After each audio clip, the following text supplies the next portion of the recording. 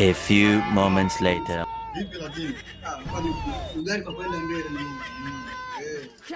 Bwana, kila siku najipenda ndugu yangu, ugali nyama nini? Kachumbari bure, nyama nani, mboga bure, nyama usikuse mjomba. Unajua hivyo mwezi wa 4. Wewe mwanangu, lakini mimi nyama nitakula. Unajua kwa nini mwanangu? Mimi leo nimetoka, kuna ramani moja hivi nilipiga.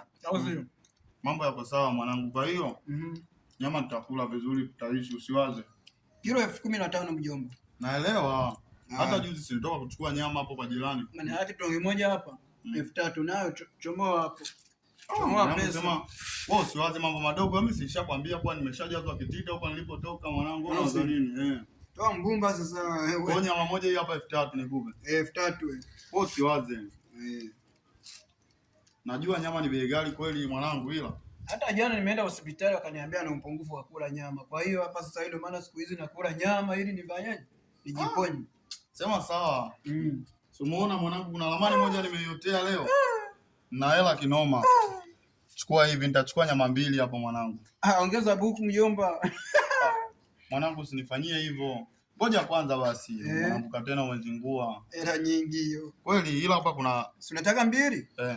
Toa buku nyingine mwanangu.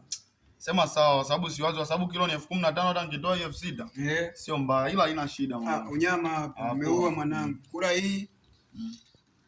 Usile nyingi. Haina shida mwanangu. Hii nyingine naweka hapa, nitaimalizia ugali. Meli